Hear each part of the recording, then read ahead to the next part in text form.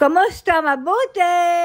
For today's video. For today's video ay ito yung mga kaganapan pa namin bago magkaroon ng ceasefire dito sa Israel. Maaga pa nga lamang ay nagpunta dito sa bahay si Rapi, ang manugang ni Lola, at pagbukas ko nga ng pinto ay mayroong pakwan sa baba. Idinaan nga muna niya dito sa bahay bago siya pumunta sa taniman ng orange. Ipinabilihan ni Lola kay Rapi dahil sabi ni Lola ay hindi daw pwede na wala akong pakwan. Alam kasi ni Lola na paborito ko ang pakwan at nung namili siya ng mga gulay at prutas ay hindi siya nakabili ng pakwan at ang kanyang nabili ay melon.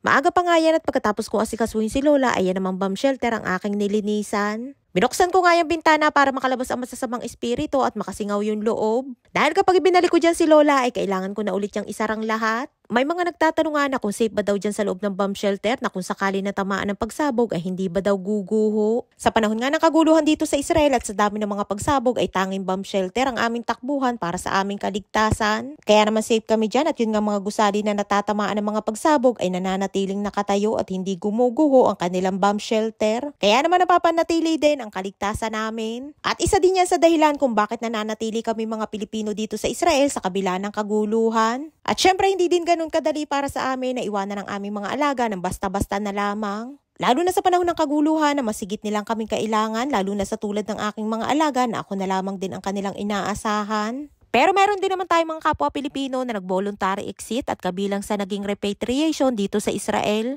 Siguro ay karamihan sa kanila ay handa na ding mag-for good at ginamit nila yung pagkakataon na yun para makauwi na din ng Pinas. At yung iba naman ay maaaring wala ng working visa at kapag sumama nga sa repatriation ay libre pamasahe at meron ding makukuha daw na 150,000 sa Pinas. Yun nga lamang ay mayroong batas dito sa Israel na kapag umuwi ng Pinas at nag-for good na ay hindi na pwedeng makabalik dito sa Israel para magtrabaho. Ay nga't meron kami dumating na bisita at social worker yan ng health insurance ni Lola. Andito siya para bisitahin at kamustahin ang kalagayan ni Lola. At para tanungin kung ano ang mga kailangan ni Lola na pwede nilang ibigay. Ganon nga dito sa Israel, alagang-alaga nila ang mga matatanda at yung iba nga ay sila pa ang pinupuntahan mismo sa bahay katulad ni Lola. Napakaganda nga ng pakwan dito sa Israel at halos walang buto at napakatamis din. Isa nga yun sa paborito ko kaya naman kapag namimili si Rapi ng mga gulay at prutas ay bili ni Lola ay ibibili ako ng pakwan. Ayan nga't busy si Nilo siya pagkain at saglit nga lamang ako nawala para alukin yung bisita ay pagbalik ko'y halos paubos na ang kanyang kinakain. Isa nga din sa dahilan kung bakit nananatili kami dito sa Israel sa kabila ng kaguluhan ay dahil din sa kabaitan ng mga Israeli.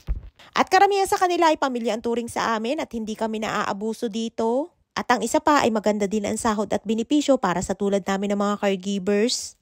Kaya naman kahit may kaguluhan dito ay marami pa ding nagnanais na makapunta at makapagtrabaho dito sa Israel. Ay nga't pagkatapos ng kwentuhan at ilang mga katanungan kay Lola ay nagpaalam na din ang aming bisita at umalis na nga.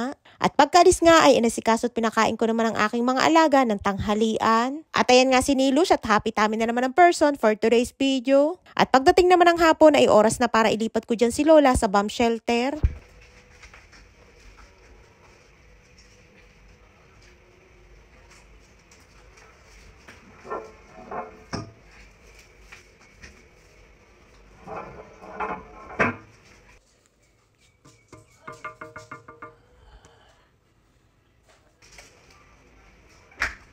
Ay nga't ready na at naisara ko na at yun nga nasa pinakaloob ay gawa sa bakal kaya naman kapag hinigit ay medyo may kabigatan din. At nailipat ko na din ang mga kailangang gamit ni Lola. Ay nga't niyayaya ako ni Nilush at lumabas daw kami pagkatapos ng gera.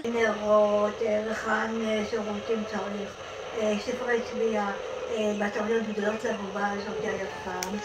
Ay nga't ililipat ko na naman ulit si Lola sa loob ng bomb shelter at ganan nga laging eksena namin sa mga nakalipas na araw na kaguluhan dito sa Israel. Ceasefire na nga dito at late upload lamang ito para sa mga nakalipas na kaganapan namin dito sa bahay. At kapag inililipat ko nga si Lola sa bomb shelter ay nahihirapan siya maglakad at mabilis mapagod. Kaya naman ayan, nasa kalagitnaan pa lamang kami ng paglalakad ay tumigil na si Lola para makapagpahingan saglit. Mangyak-ngyak nga lagi si Lola kapag inililipat ko ng bomb shelter at pilit na lamang niyang kinakaya para sa kanya ding kaligtasan. Ay siya hanggang dito lamang ating kwento for today's video at maraming po salamat sa inyong suporta at laging panonood at maraming salamat din po sa inyong mga panalangin para sa aming kaligtasan dito sa Israel. At syempre papurit pa sa salamat sa poong may kapal at natapos na din ang kaguluhan at nakasurvive na naman kami ng aking mga alaga sa gera at sana hindi na ulit maulit. At patuloy po tayo mag-iingat lahat palagi. And please subscribe to my YouTube channel. Please follow and share. Salamat!